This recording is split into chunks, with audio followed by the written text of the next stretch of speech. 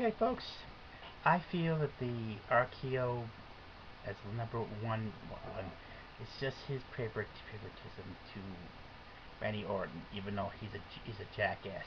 He hates the fans. I don't get it. But anyway, that's his opinion. That's your opinion, sir. I have my top 10. F5 by Brock Lesnar.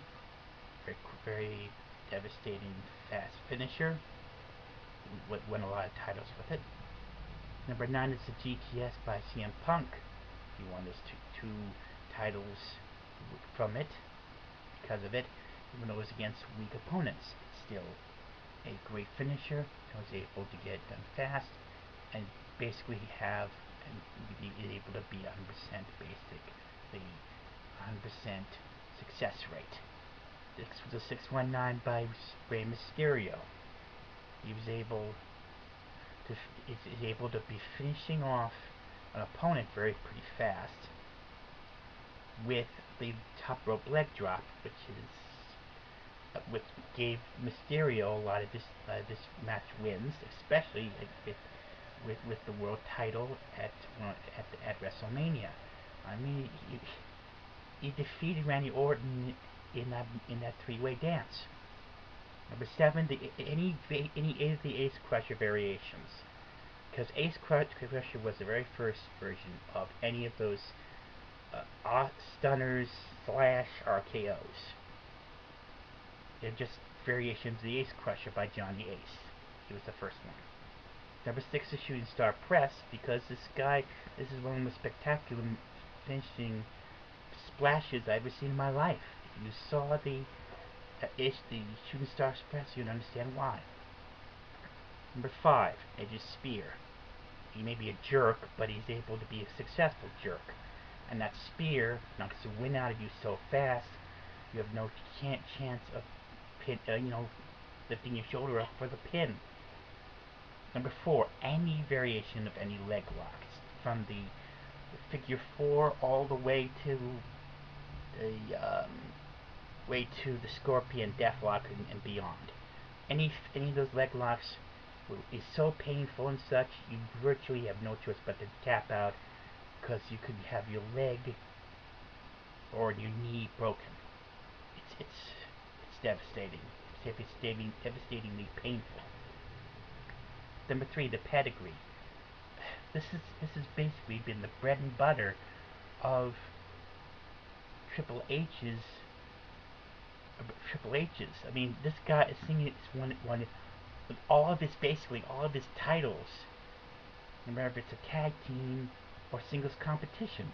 This guy has been able to use that maneuver to a T, and won all the both of his championships with it. The Go-Go Plata. If you have seen how fast those poor schmucks tap out when the Undertaker used the Go-Go Plata, you would understand why. For number 2, because it's devastatingly painful, and it causes them to tap out fast, and it really causes injury. It's painful, it's deadly, it's nasty. And number 1 is the Tombstone. And think about this, people. The Tombstone has won the Undertaker a lot of his titles. You get yourself in the Tombstone, and he slams you down in the head first. You're gone, out like a light. You might as well just kiss your butt goodbye, and say goodbye to the winner's share of the purse money. He has won all his championships because of that one maneuver. That has virtually been from the 80% percentile up to basically gone close to 100 percentile success rating when it comes to the title wins and the matches that he's won with it. I mean, Tombstone Powerdriver is one of the most devastating finishers I've ever seen in my life. If it can win the Undertaker's title wins, then obviously it has to be one of the most devastating and one of the best finishing maneuvers in wrestling. Why else would he be able to win all these championships if it wasn't that great? Anyway, to me, them showing picking the RKO as the best, it's just a maneuver that was stolen from Johnny Ace. He was the originator. He created it in the story. So that's the reason why I kind of poo-pooed it. Because frankly, it's just another variation of Johnny Ace's Ace Crusher. That's it.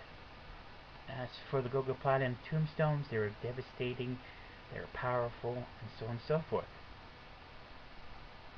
Leg locks, same thing. They were devastatingly painful. Whilst would they win their championships, the ones who would use them in the first place. So that's my view. I don't know if everyone thinks I'm right, but that's what I think. Anyway, bye bye for now.